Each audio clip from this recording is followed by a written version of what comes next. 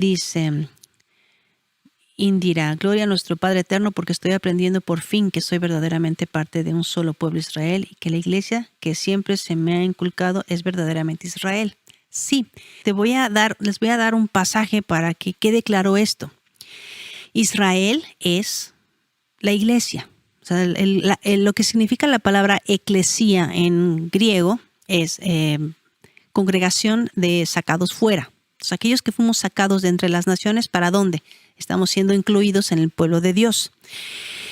Y vamos a ver que la primera vez que aparece la palabra eclesía es justamente cuando Dios saca a Israel del desierto. Te voy a llevar a Hechos capítulo 7, cuando Esteban está dando su sermón y está contando la historia de Israel.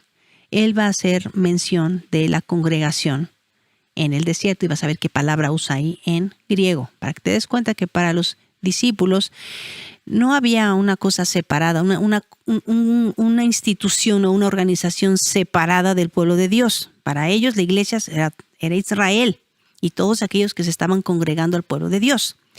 De la misma manera como Abraham, o Ivrit en hebreo significa cruzado, el que pasó al otro lado. La congregación es aquellos que son sacados y congregados.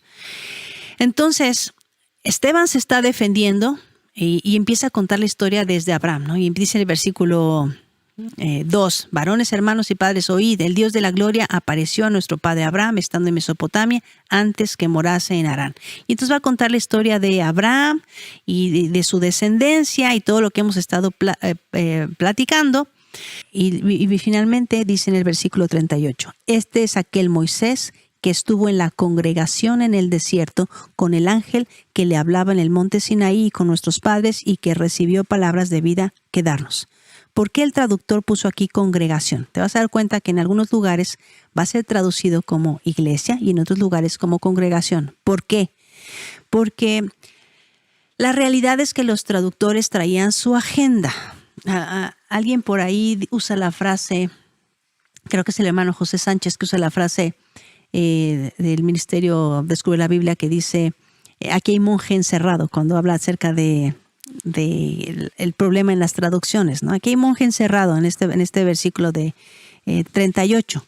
Este es aquel Moisés que estuvo en la congregación en el desierto. Aquí debieron haber traducido iglesia, si es la forma en la que se translitera la palabra eclesía o se latiniza la palabra eclesía como iglesia. Lo que significa eclesía, dijimos, es congregación de sacados fuera. Te voy a mostrar cómo dice en griego. Aquí te lo voy a poner en la paralela para que veas que no es lo que yo estoy diciendo. La palabra congregación aquí es eclesía.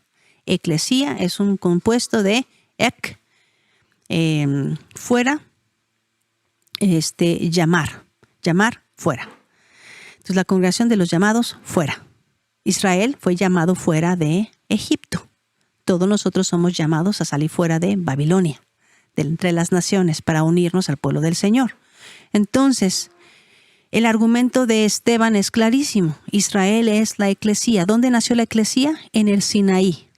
¿Quiénes somos nosotros? La eclesía. ¿De qué somos parte? Del pueblo del Señor, del pueblo de Dios. Por eso esta historia de Jacob, de Lea, Raquel, Bilha y Silpa es tan importante, porque es la formación de esta nación de llamados fuera, porque vamos a observar que Jacob, todos sus hijos nacen como extranjeros en la tierra de Harán y van a ser llamados fuera otra vez de Harán para regresar a la tierra prometida, a Canaán.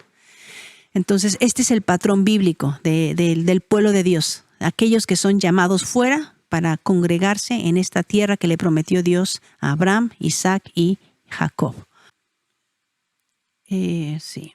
Lo que les decía al principio de la clase es que solo hay una historia bíblica. El Nuevo Testamento es verdad, no es nuevo. El Antiguo Testamento es la palabra de Dios que va enseñándonos y explicándonos cuál es el proyecto y el plan de Dios para las edades. Mencionabas